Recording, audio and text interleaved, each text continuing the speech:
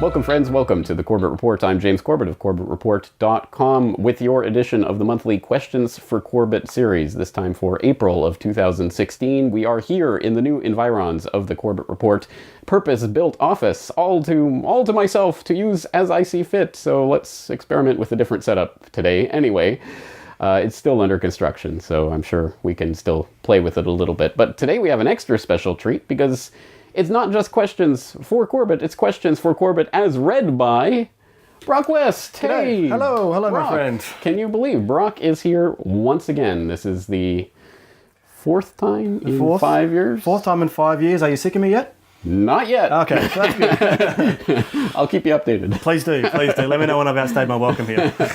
All right, so instead of me doing the intro spiel, as I do every single time, about how to contact me with your questions for Corbett, I'll let Brock do it. Thank you. Just like most of the legwork these days, the tedious stuff you are throwing my way, but I'm more than happy to obviously be here in the new environment of the Corbett Report studios. And yes, for all the subscribers out there, they get first pick of the questions, obviously from the previous episode of QFC, which was 28. 28. Yeah. Very good. For those who aren't subscribers, you can also go to the contact form on CorbettReport.com and either leave your email and message there, and also use the SpeakPipe application to leave a audio question for James. Then, of course, via the social medias, Twitter mainly, at Corbett Report, #QFC. And anything else? I think that's... And video questions, of course, yes. If you want to post them to any video sharing site and let me know that they're there, and I'll include them in the mix. Speaking of which, before we get into the questions this time, I want to start with a response that I thought was worth sharing with you guys to something we were talking about in the last QFC, where we were talking about who's going to build the roads? How can private roads possibly work? Because some evil capitalist is going to come along and build a private road and then charge people $1 million to use it.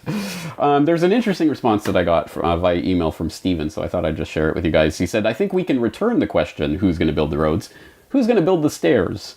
If it would be so problematic having private streets in cities, we should probably take it to the next level. Make all the stairs in all the apartments in big cities public. So we can assure that landlords don't start charging money for getting into your apartment, right? What if some landlord starts charging huge prices for using the stairs? You would be locked into your apartment. We certainly wouldn't want that to happen. For obvious reasons, this never occurs. So there is certainly an argument to be made that private streets could work just fine. Actually, I spent most of my childhood on a private street. When I was around 10 years old, my neighborhood decided that they wanted to have a street built to reach the back of their yards, so every house could build a garage in the back.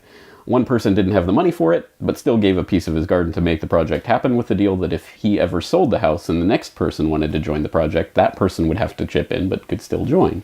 The project still made sense to the one giving away his land, as he knew the value of his property would still be higher with the possibility of having a garage in the back.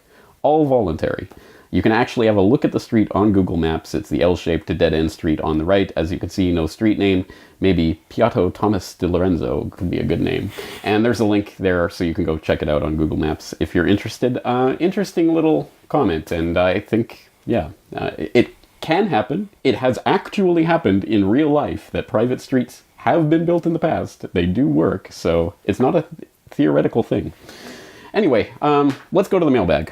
Absolutely. We have our second question in from Bruno. And he writes, the Corbett Report reaches my eyes and ears in a very professional way. The contents are always very well done and produced. As you have commented over the years, you have no specific training in journalism, and I would assume also in multimedia content creation. So my question is, do you do all of this by yourself, including the video editing and the visual design creation, or do you have someone else helping you out? Where have you learned all this, and are you a self-taught multimedia designer? James? Yes, well, you are 100% right. I have no training in any of this. I taught it all to myself over the internet, and as you can see, if you've been listening to or watching or reading my report for the last 9 years now, you will know that I've progressed in terms of what I'm able to do. I still have a lot more to go, but I'm still learning. And now I have help. Brock. Yes, you do, and the master has taught the apprentice, and the apprentice has surpassed the master. Maybe not, but anyway, we're constantly trying to improve. And for me, myself, being in charge of 99% of the video content creation now, I constantly try and do something learn something new every day and consistently improve to make the visual experience at the very least more enjoyable and more engaging for the viewer out there. So yeah, James, you taught me all you know. I of course used the wonderful resource known as the internet to learn more things, and I've done a couple of little short courses in a capital city in Queensland from where I'm from. So that's basically it, and it's just like everything, learn by doing, trial by error. I constantly still make mistakes, you make mistakes, we all do. Yeah, and we use, as you'll see here in the background, Premiere Pro, Adobe. I'll leave what I think of Adobe products right there. But it does the job, and hopefully in the next podcast documentary that we are starting to ratchet up here. Things, we're getting things together. You will see an improvement, even more so on the Big Oil documentary. Yeah, and the Big Oil documentary is already better than anything I put together myself, so I'm very glad to have Brock with me and able to do this, again, thanks to the subscribers out there that make the entire website possible, including having Brock in as the video editor. And here he is in Japan for 2 weeks here in my city? Yep. Okay, yep. All right. So we got him here for a couple weeks, yep. And hopefully we'll put together a few different reports. More on that a little bit later. Anyway, that's the simple answer. Yes, it's self-taught. You can do it too. If I can do it, you can do it. Trust me. So I hope more people do it. Absolutely. Next question comes from Home Remedy Supply. In the past, the mainstream media was mentioning the classified 28 pages about 9/11. However, currently there does not seem to be many headlines about the 28 pages. In light of the masterpiece, How Big Oil Conquered the World, along with the very recent drop in oil prices and Saudi pumping to gain market share, do you think that there is a connection in the scheme of things? And this relates to a mailbag question from Stoke. Yes, it does. If the 28 pages confirm the Bush administration cover-up of intel on 9/11, what would be the consequences for Bush, Cheney, and Rumsfeld, etc.? All right. Okay, 2 questions about the 28 pages. I'm sure everyone knows about the 28 pages by now. Basically, the congressional investigation into 9/11, not the 9/11 Commission, but the House and Senate Intelligence Committees, came out with a report, and of course there were 28 pages that were censored from the report and have been since the beginning. And I've talked about this before, I think on QFC, I've talked about it in some other things I've done in the past, where basically we already know what's in it. We already know it talks about foreign involvement, and it's going to talk about Saudi involvement and Saudi help in some way to the 9/11 events. So we know what's in there, and again, as I say, I remember watching the reports on this report when it first came out, I think 2002, and the 28 classified pages, and even then they were talking about this is about foreign powers and it's about Saudi Arabia. It's an open secret what's in there. I guess only the details are up for question. But hey, who's promoting this 28 pages as, the hidden mystery of 9/11? It's Senator Bob Graham and other people who are not on your side. These are not 9/11 truth advocates. These are establishment people to the core who are promoting this as, the hidden secret. It is a booby trap that's been there since the beginning. It is, as Kevin Ryan brilliantly put it in an eye-opener report we did on the subject, a get into Saudi Arabia free card. As in, whenever they need to, they can pull the 28 pages out of their hat and, hey, look at this, look at what the Saudis did. And they can turn the Saudi alliance into some sort of Saudi enemy overnight. It's sitting there as a booby trap. It's waiting to be used. It's a political tool. And that's what it's about. It's not going to be, look, 9/11 was an inside job and look at all the inside help. It's going to be, look at those Saudis. We got to get Saudi Arabia. So I think there's obviously a booby trap in there. Let's just cut to a section of that eye-opener report that I did a few years ago on this subject, including Kevin Ryan. It has been an open secret for some time that the 28 redacted pages of the Joint Congressional Inquiry into 9/11, referring to foreign government involvement in the attacks, in fact refers to Saudi Arabia. But this pattern, according to 9/11 researchers like Kevin Ryan, is in fact a false trail, carefully constructed as a get into Saudi Arabia free card for America to use at a convenient time whenever the official story of 9/11, as represented in the 9/11 Commission report, begins to fall apart under the weight of its own lies and obfuscations, or whenever the establishment deems it necessary to motivate the American people into yet another war of conquest for the purpose of securing the largest proven oil reserves in the world. Earlier this week, I had the chance to talk to Kevin Ryan about the suggestion that the Saudis were the true masterminds of 9/11, and what purpose this carefully constructed trail of evidence serves. I've always kind of seen the the 28 pages that were redacted from the joint congressional inquiry, as well as a lot of what the 9/11 Commission says, with the 15 of the 19 hijackers being from Saudi Arabia and so forth. I've seen that as kind of being a dormant, what I call a get into Saudi Arabia free card.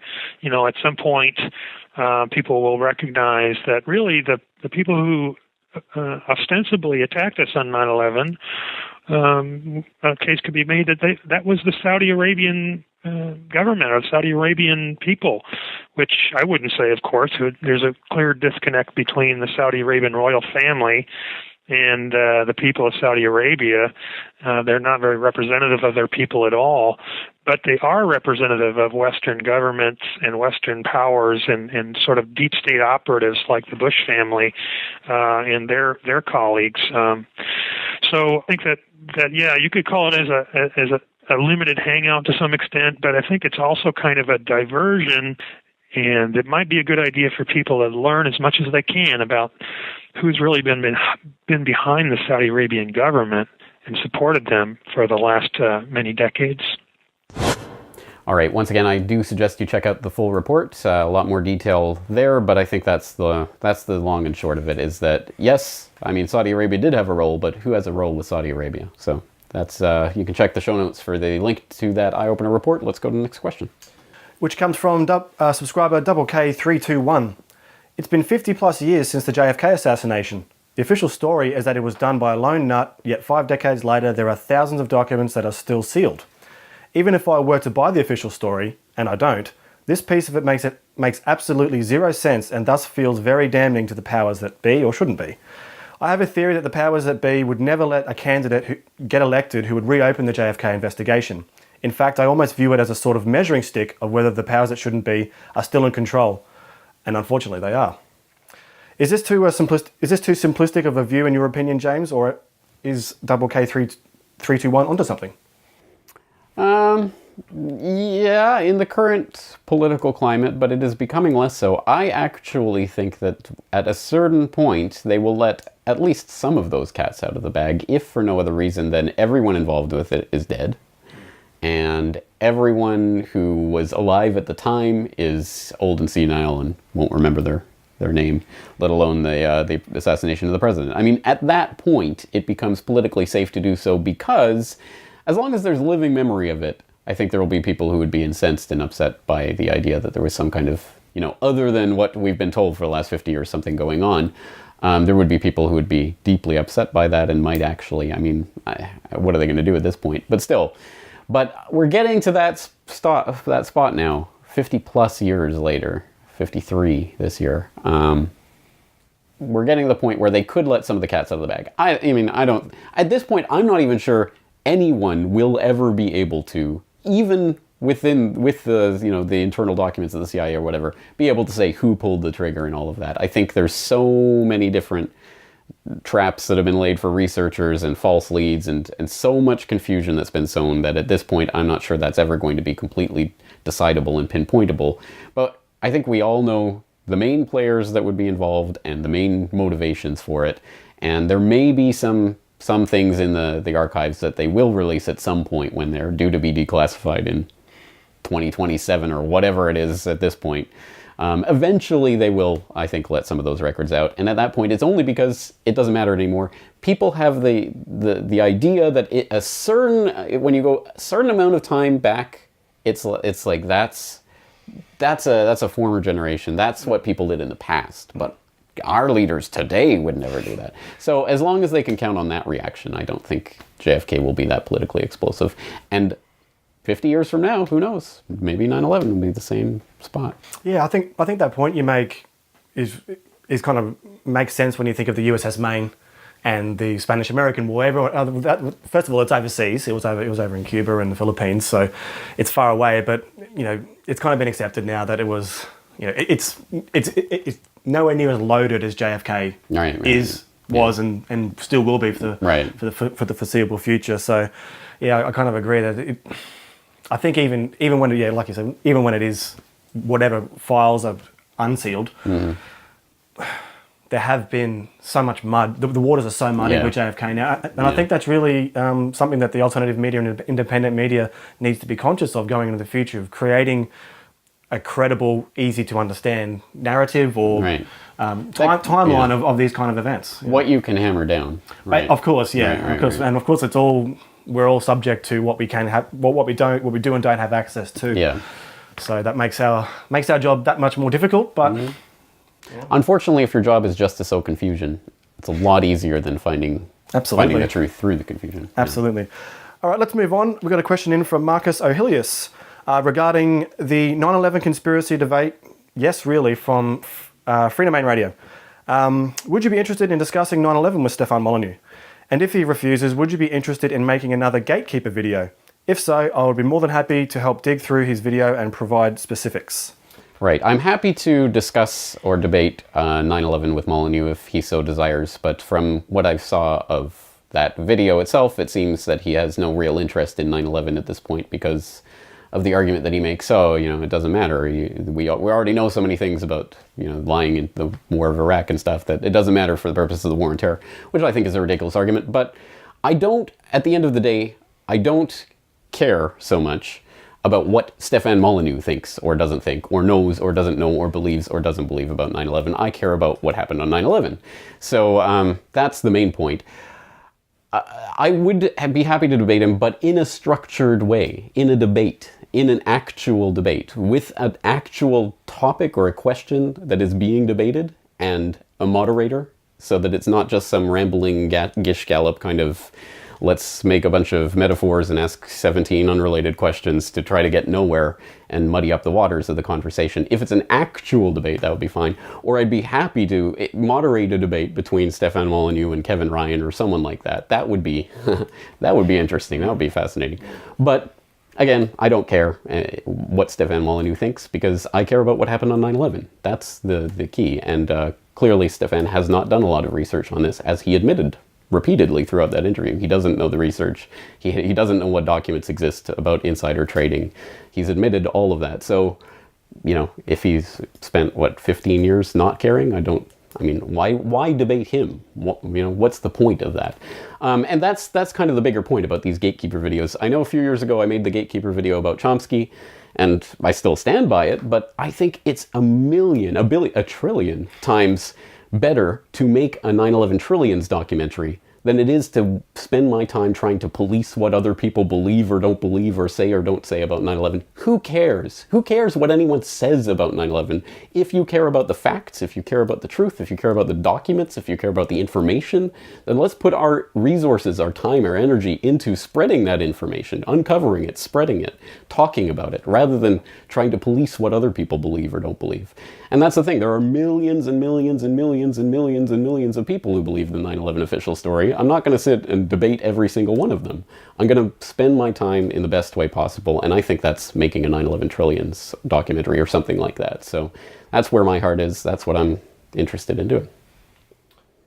Well said. I would say, and also that keeping the conversation going about it, about 9/11 too, keeping it in at the front of people's minds, because time does unfortunately fade these kind of events, and they do tend to fade into insignificance. Right. Yeah, if we don't keep right.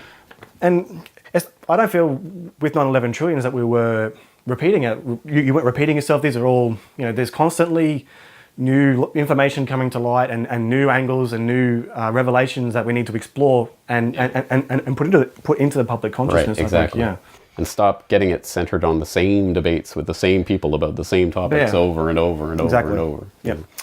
Our next question comes from Jeff3.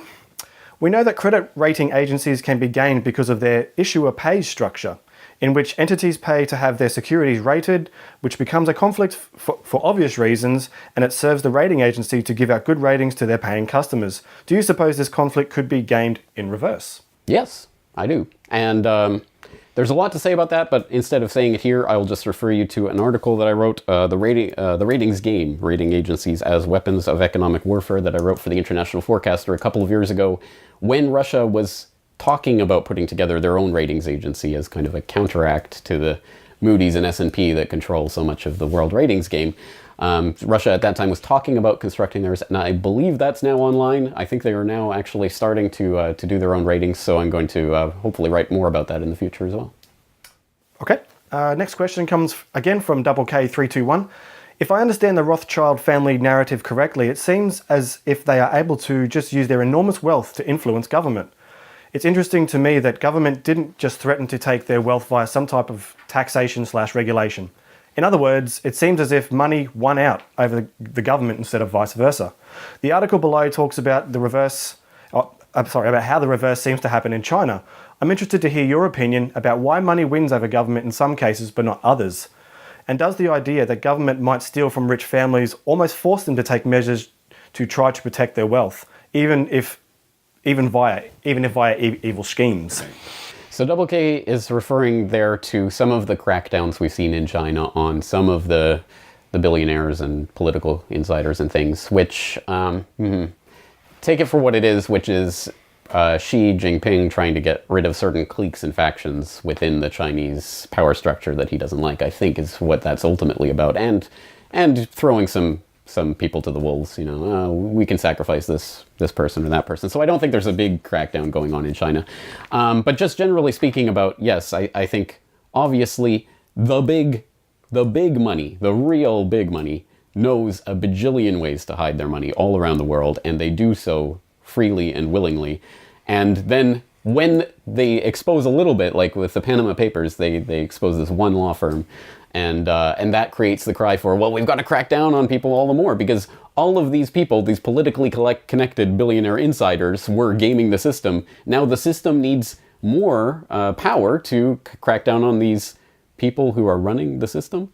Again, I mean, the same people who are doing it are going to get away with it even more so. So this is exactly what I'm writing about in this weekend's subscriber newsletter. The International Forecaster editorial is going to be about how the big money, the real money, the billionaire trillionaires hide their money around the world. And it's not just through a law firm in Panama. Yeah, I mean, particularly with China, I think they've had quite a severe crackdown on any kind of information or information getting it to the public about it. So, I mean, the Chinese political system is a giant iceberg, and even the Panama Papers, I think, really only scratched the very top echelon of that. Moving on, this question comes in from J.Z. There are obviously historic, mainstream accepted examples of hoaxes and staged events like the Gulf of Tonkin incident. Are there any other events that you lean towards being staged, a hoax, or that even crisis actors have been used for such events? Yes, there are several that we've talked about on the program in the past. But I would say with the Gulf of Tonkin, I don't think staged is the right word. I don't think hoax is the right word. I think we have to look at specifically what did happen there, which was the Maddox was attacked on August 2nd by 3 North Vietnamese torpedo boats, and it did engage them. Was attacked, did attack them. There's still no definitive answer about what happened. But anyway, it did engage 3 North Vietnamese torpedo boats on August 2nd. And then on the 4th, this ship had radar, sonar, and radio signals that it was picking up that they interpreted as being boats, North Vietnamese boats, that they did evasive maneuvers, and they fired at those radar blips for hours, and they couldn't shake them. Eventually, the Navy reported that they sank 2 or 3 ships, and that became part of the whole story, although no wreckage was ever found. We now know, because there is actual documentary evidence that's finally come out, again, almost, 40 years later. Back in 2004, there was a National Security Archives release of a booklet that included some of the not intercepts, but the conversations between McNamara and Johnson and things like that people didn't have access to before. And in 2005, there were even more records released from the NSA, the National Security Agency, the NSA that didn't exist at the time, right? Supposedly, officially. But again, even more information. We now know that the captain himself didn't know if he did or did not engage any ships, but he thought maybe there was nothing there. So by that evening, after the event occurred, he didn't know. He was thinking it probably didn't happen. And we know that McNamara, at least in the recorded conversations between McNamara and Johnson, again, they didn't know, but they decided to use it as, the pretext for what became the Vietnam War officially, really. So again, I don't know if staged or hoax is the right sense, because it's not like they paid actors or the captain was pretending to. I mean, he genuinely believed they might have perhaps engaged something. He thought they were doing evasive maneuvers against these blips, which may or may not have been a boat. They decided after the fact to promote it as an attack to justify the sending in to the beginning of the Vietnam War. So anyway, that's kind of a different thing. And I think a lot of these events are like that. They're not usually so clear-cut as saying staged or hoax might say. But there are incidents of that, and ones that we've talked about before. A couple months ago on New World Next Week, me and James talked about paid actors for political campaigns. And there's the example of the rally where Trump announced his presidential bid. There was a casting agency, Extra Mile Casting, that was paying $50 a pop for people to go there, wear shirts, hold signs. And we know this because we actually know one of the actors by name, Dom DeLaGuido, I think was his name. Let me actually get that correctly. I haven't noted down here. Yeah. Del Ghiaccio, yes. And we have his Instagram where he posted that, and it's an actor. He was a paid actor. He is an actor. So we know that there are paid people in campaigns like that to, swell the ranks of the minions who adore these political candidates when they arrive on the scene. Hillary's done the same thing.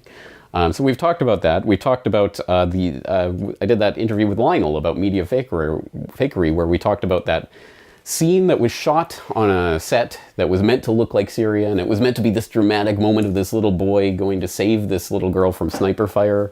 And it's just this dramatic, 10, 15 seconds of video that really, it was kind of a test. Will the media pick up on it and report it? And they did. And they said, yes, this is from Syria. And look at this dramatic image. And it got lots of press and headlines. And then it came out, oh, no, it was fake. It was actors on a stage. And yeah, so that we talked about that. And at some length, you can go and listen to that conversation. That whole conversation was about the media fakery. I've done GRTV reports about how media lies and fakery and manipulations are used to get us into war time and time again. So definitely we talked about that, and either James or myself or both of us at some point on New World Next Week, or maybe it was on Morning Monarchy, maybe it was in the subscriber newsletter, we've talked about that recent story that came up about the live video morphing technology they have, where they can take someone's video and actually make their mouth move in ways that the actual person is not moving in live real time. Anyway, Brock will throw some of that up on the screen while I'm talking so you can see it. It's craziness. So that stuff does exist. Staging and hoaxing in various ways and examples does exist. But I think the most important part for me is what I can prove, rather than what I see as a worrying trend towards using logically fallacious arguments that are arguments from incredulity that then end with a non sequitur, which is basically saying, I don't believe that such and such could be like that, like what we see on the screen. Therefore, the logically fallacious argument is, I don't believe that could happen, therefore it didn't happen. That's a logically fallacious argument. It may or may not be correct, but it's logically fallacious. But it's not even that. It's not, I don't believe that could happen there that way, therefore it's that scene is fake. It's, I don't believe it could happen that way, therefore nothing happened. Which is a whole different, that's a non sequitur leap into itself, that we can now talk about, the entire event based on the fact that this one image doesn't look right for this or that reason. I think there's a huge logical leaps that are being made in a lot of these claims. And that's what worries me, because, again, it can be very easily gamed and manipulated and used as the new meme to get people off into the directions that ultimately don't matter, because you're missing the bigger geopolitical scene of what's going on.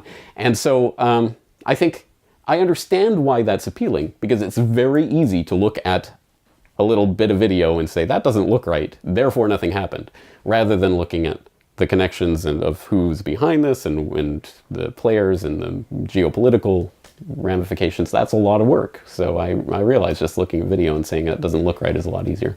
So anyway, yes, staging and manipulation and hoaxes happen all the time, but I just like to be careful about what I can prove and what I can demonstrate and what I can't. Absolutely. And speaking of stage events that help shape people's perceptions, let's open up the mailbag. And we'll take this question from David. The day after 9/11, our servile Western media outlets continually showed Palestinian people dancing and rejoicing in the streets as if they were celebrating the events that took place that horrible day. Was that footage taken completely out of context? It seemed to me as if our media was trying to frame a specific narrative in order to show how barbaric and criminal the Palestinians can be, thus giving the Israeli army all the more reason to continue the ethnic cleansing. Right. Yes. Yes. The short answer is yes, the footage had nothing to do with Palestinians celebrating 9/11. We can get a couple of handles on this, one from History Commons. The excellent History Commons has this entry on that specifically. Television news coverage on 9/11 repeatedly shows images of Palestinians rejoicing over the 9/11 attack. According to Mark Crispin Miller, a professor of media studies at New York University who investigated the issue, the footage was filmed during the funeral of 9 people killed the day before by Israeli authorities. He said to show it without explaining the background and to show it over and over again is to make propaganda for the war machine and is irresponsible. So that's one part of that footage that they were showing over and over and over. The other part was, well, we can pick this up again. There's an excellent overview article that I'll link to in the show notes that has a lot of different links. One of the links is to a book called The Fraud of the Fraud. Have you been taken for a ride? And that book notes, Annette Kruger-Spitta of ARD, German Public Broadcasting TV magazine Panorama, stated that inspection of the unreleased complete tape of that footage shows the street around the celebration was quiet, and a man in a white t-shirt is noticeable for inciting the children and is fetching new people again and again. The woman who is remembered for her cheering, whose name is Noel Abdel Fattah, later stated she was offered cake if she celebrated on camera. At the time, she was unaware of the 9/11 attacks and said she was frightened when she saw the pictures on television of how she was being portrayed to the world.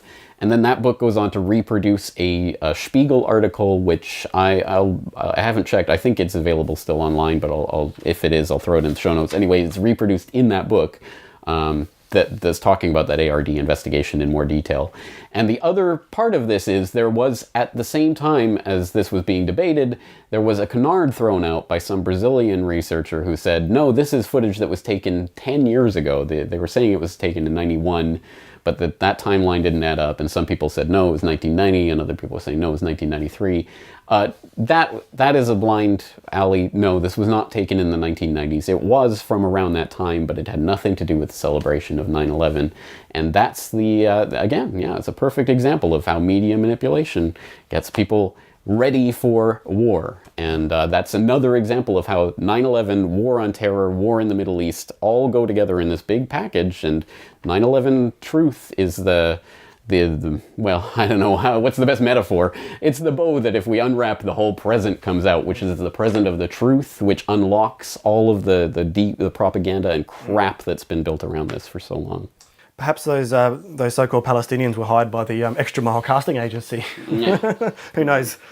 All right, let's take our first video question. This one coming in from Flying Axeblade. In moral ethics and economics. In contrast, the Oxford-Cambridge scholar and best-selling author C.S. Lewis did not suffer such delusions. Despite the gigantic and deeply disturbing events that he lived through, including the rise of total war, the total state, and genocides that developed during his lifetime. Lewis's aversion to government was clearly revealed in 1951 when Winston Churchill, within weeks after he gained office as Prime Minister of Great Britain, wrote to Lewis offering to have him knighted as Commander of the Order of the British Empire. Lewis, however, flatly denied the offer because he, unlike the progressives, was never interested in politics and was deeply skeptical of government power and politicians. He expressed this further in the first 2 lines of his poem entitled Lines During a General Election. Quote, "Their threats are terrible enough, but we could bear all that. It is their promises that bring despair." Unquote. Lewis had actually held this view for many years. In 1940, he had written a letter to his brother Warren stating, "Could we start a stagnation party, which at general elections would boast that during its term of office, no event of the least importance had taken place," unquote. He further noted, quote, "I was by nature against government, unquote. Okay, so Now, this is in direct contrast. my question for James Corbett, thank you very much for all that you do. I really cannot express how much I rely on you for news to keep me informed. Does that mean that C.S. Lewis, if he were such an anarchist as what he's claiming there, because I would think someone for a stagnation party would quite qualify as an anarchist, should he not be then high on the reading list for anarchists? Because he's not just the Narnia author, and he's not just the author of Mere Christianity. He is the author of many political books.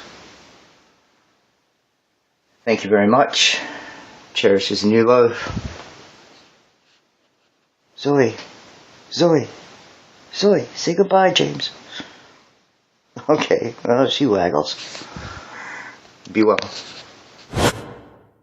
Thank you for the question, Flying Axeblade, and say hi to Zoe for me, or say goodbye to Zoe for me. All right, the question is, C.S. Lewis, should he be on the anarchist reading list? Well, it is an interesting, you have an interesting quote in there and some interesting anecdotes.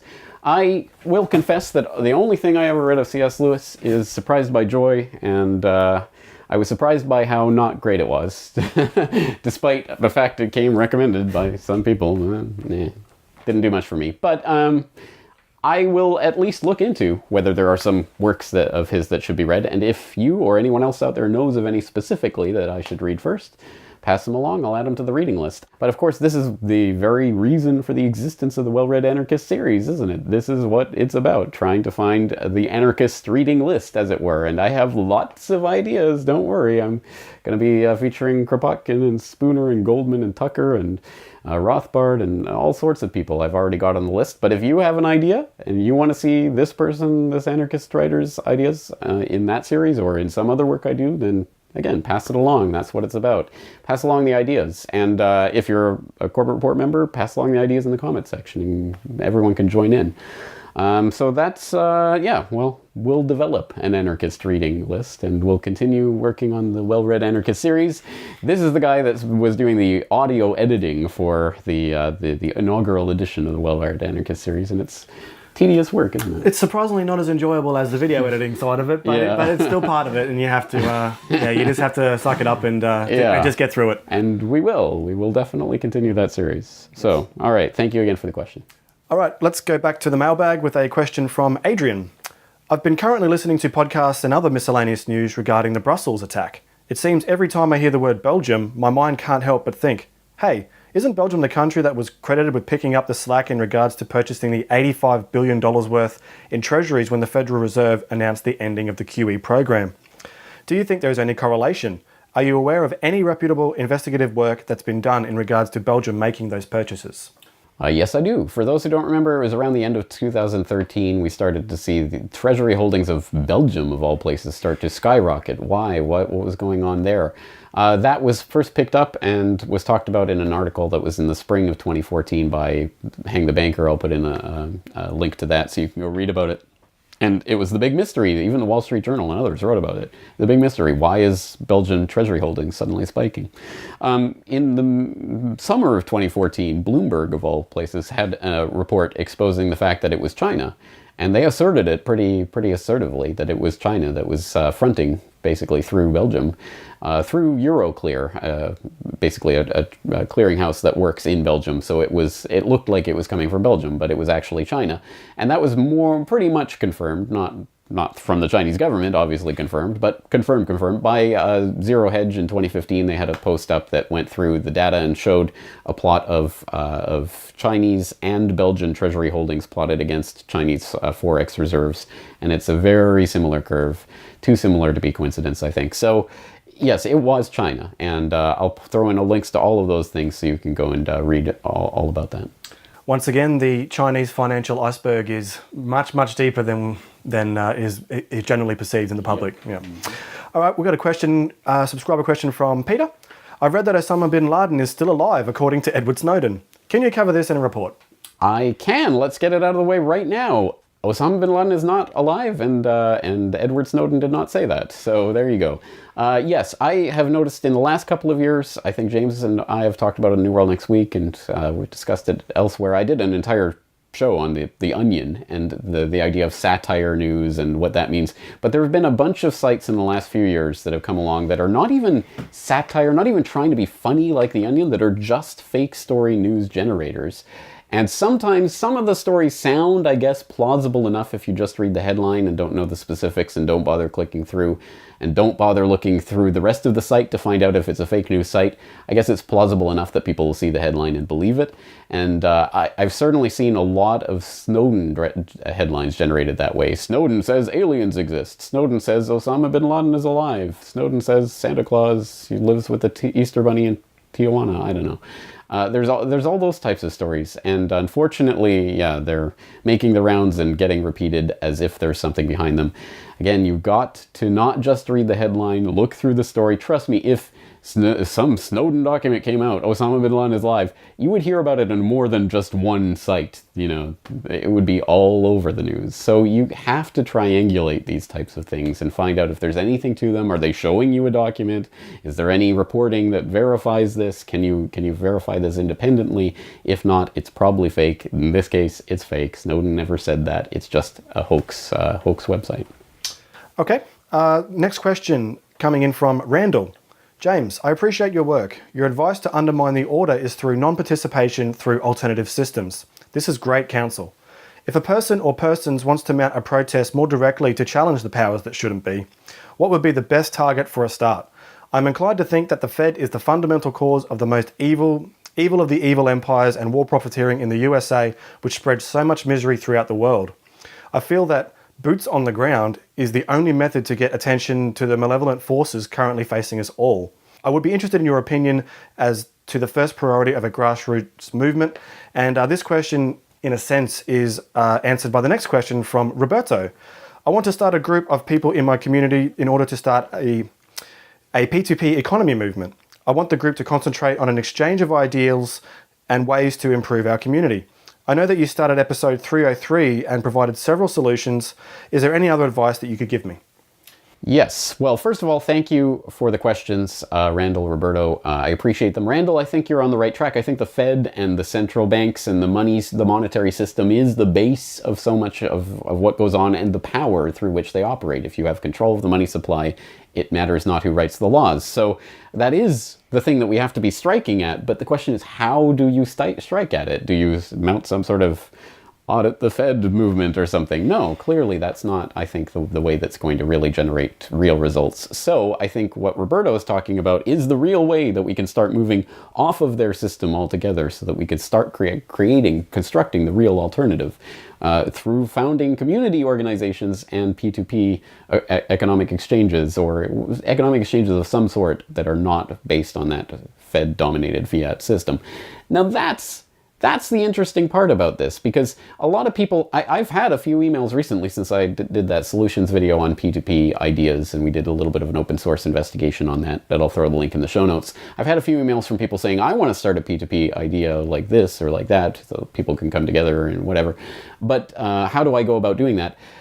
It's a million times more important. Put the cart before the horse. Don't put the cart before whatever that saying is. That you have to have the community in some way before you start the P2P side of it. The P2P side of it is just the technology to bring a community together, but the community should preferably already be there. There already has to be a network of some sort that will support what it is that the technology enables, which is just communication between people. So the community organization side of it has to, I think, be the first part of it. And then you can start some sort of P2P thing, which will connect people in your local area at first, probably, and then you can expand it out once you've got that base of users. So I think that's the way to go about doing this. I've talked about this a few times. I'll throw a link into my conversation with Thomas Friedman about creating community organizations, and then I'll throw in that P2P solutions thing so you can look at what some other people are doing. And I think those are the types of ways that we can start striking at that root of the monetary system. All right, our next question is a video submission from Eric. Greetings, James. As a student of literature and as a master investigative researcher, I feel like you're the perfect person to weigh in on an academic controversy I've been following of late. Having learned a little bit about the background of William Shakespeare, it's not at all surprising for me to believe that he wasn't the author of all of those works. But the question is, who was then? I would love to get your take on it, and particularly I'm interested in the theory about Edward de Vere, who I think is a much stronger candidate for potentially being the author of all those works, and I'm just curious what you think about all that. So thank you. Thank you for the question, Eric. Intriguing question for me, obviously, and in fact, in some ways, maybe this is the question the Corbett Report was purpose-built for. It combines conspiracy and literature. Yay! You would think this would be the only thing I ever talk about, or the main theme of the website. Well, it really is up my alley, and it is fascinating to me, and I do have my own ideas about it. I don't think Shakespeare wrote Shakespeare, but I don't 100% think it was only Edward de Vere. I think Oxford is perhaps one of the candidates, but I think there were multiple authors, and I think the Rosy Cross may have been involved. But there's a lot of info to go through there, so I am not promising, but I think I will do a Film Literature New World Order episode on that at some point in the future, because it is fascinating, and it's important. I mean, it's actually important, I think, because here we are 4 centuries later, and still the phrases and the words and the language, the English language as we know it, was really shaped and codified by Shakespeare. So who did that, and what did they implant in that language that has shaped the way we think about the world? And that is an important thing. I talked about this in a previous conversation with a name that's going to escape me completely, but we talked about linguistic imperialism. It is a real thing. It is important to understand, and I think Shakespeare is an important part of that, being the foundation of what we now think of as the English language, which became the imperial language of the world. So it is actually important for the things we talk about here in the Corbett Report, and fascinating to me. So I'm sure I'll cover it at some point. I've been thinking about it for years, but I just have never sat down and put it together. So there's something to do there, and I'm looking forward to it. I don't know if anyone else is. Yeah, you when I first arrived here, you regaled me with the history of the phrase "okay." Yeah, I did actually. So the literary fun never stops at the Corbett Report. No. All right, let's take our final QFC for this episode, coming in from Lionel. With all the talk of negative interest rates, etc., something tells me that things are not so bad in Japan. Would you be able to shed some light on what the real economy is like instead of what the Nikkei is doing? Of course, Japan's debt to GDP ratio is very high, but something tells me that life goes on and food is purchased and cars are driven with life being very normal, etc., etc. But maybe you have some man on the street with info that will tell me that life is horrible in Japan. Do we have some man on the street who could give some insight into this? Brock, you've been here in Japan 4 times in 5 years, as you've been here for a few days now. What do you see? What do you think? Well, obviously it was well pointed out by Lino there that the GDP to debt ratio is very concerning for Japan, and it's going to be interesting to see how that plays out as the Asia Pacific continues to heat up and become one of the premier powder kegs globally. But for me, for a day-to-day thing, compared to the only other place I've ever been to, and where I'm from, Australia, it's things are generally more affordable. There is this public myth or perception that things are really expensive here, and of course, if you want to, you can make Japan as expensive as any other country or more so. But for me, for the average person, it's really nothing stands out. Things that are comparable, fruit and vegetables and gasoline or petrol, are generally comparable. I will say for this trip in 2016, the only major difference I've noticed is that the exchange rates were quite different. I believe the first time I came here, they were about even 100 yen to every dollar, right. And now it's about 79 cents to every 100 yen, something like that. So, once it I don't think it's trickled down so much yet, but it's not. There is another thing to point out, I think, is that there is definitely a level of poverty here in Japan. It's a different kind of poverty, but I would say things aren't. You're definitely going to get more information from listening to people who actually live here than I'd say that the Nikkei or Right, the Dow Jones, yeah. Again, it's like in the States, the Dow is not the be all and end all. It doesn't. They just want you to think that's what the economy is. So yeah, I wouldn't look at the Nikkei if you want to know what's going on in the Japanese economy. Having lived here 12 years now, I would say that I haven't seen a huge difference since I arrived and since now, but there is definitely, I think, a harder job situation, and it's a trend. I mean, it's a trend that's been going on for decades, and I've seen over the last decade is a steady chipping away at real income, real wages. We've seen that certainly for the last couple of years, every single month a decline. Maybe there was 1 or 2 months where it went up. But the real wages keep dropping and dropping. Belts tighten just a little bit more, a little bit more, a little bit more. Again, it's not catastrophic. Life does go on here. There isn't widespread poverty or, hundreds of homeless all over the streets or anything. It's not like that. There is a much less income disparity between the top and the bottom here in Japan, and so everyone gets compressed into there. And Japanese society maintains along that level. I think it will get worse and worse. I think it is absolutely trending downwards, but we're still not at catastrophic collapse type levels yet. And Japanese are traditionally huge savers, tons of money stashed away, under the mattress kind of thing. So it's going to take a while, I think, for that to come to home. And surprisingly enough, Japan is a net creditor, not a net debtor nation. And so when and if things start collapsing in Japan, it's actually going to affect the nations that it's crediting to more so than it's going to affect Japan at first, I think. But Japan might be the catalyst for that. So it's an interesting place. But yeah, no, basically it's not bloodshed on the streets or Mad Max or anything. No, I also think another variable to throw into that mix would be the work ethic of the Japanese as well. That's that is something that is very, very malleable. I think most Japanese are already working 50 plus 60 hours a week. Yeah. Another 5 if to keep themselves afloat is not really a big deal. Whereas in other countries that would be Australia, the average working week is 38. Right. But to say I think that's definitely something that's that needs to be considered as well. Well, there's a lot to say about that in terms of the corporate mentality here, and that has existed for generations. That has been a cradle to grave kind of system where you go to school, you go to university. After university, you get a job with a corporation, you work with it all your life, and then you retire on a pension. That is broken down, but Japanese society is still trying to find how to orient itself. So obviously, part-time and contract work has become a lot more common. Yeah. So yeah, it's a long-term big problem, but it's not Mad Max on the streets. So don't just look at the Dow or the Nikkei or the FTSE or whatever to look for the economic conditions of a country or region. It's much more broad than that. But yeah, it's definitely not a happy economic situation. But that leads into the question, well, first of all, about Japan and Japanese society, the Japanese economy, which you and I just talked about. We did just talk about that actually, and on the upcoming subscriber video. Yes, so this weekend's subscriber newsletter has a video where we talk about, things about Japan, not just the economy, but all sorts of stuff. So if you're interested in that, you can check out the subscriber newsletter video. Finally, you're here, you're in the flesh and blood, you're actually in the same room. Do you have a question for Corbett? Witty, funny, whimsy. Anyway.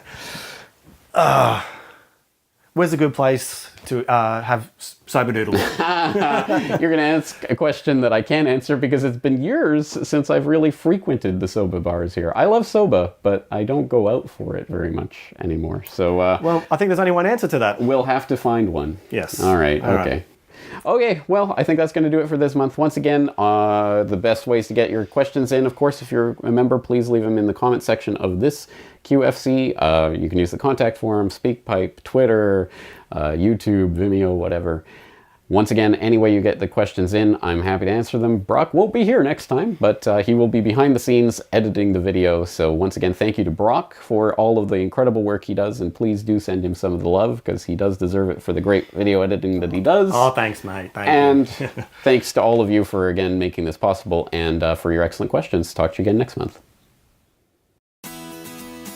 The Corbett Report is brought to you by the Corbett Report subscriber. A weekly newsletter featuring James Corbett's International Forecaster editorial, recommended reading and viewing, discounts on Corbett Report DVDs, and once a month, a subscriber-only video.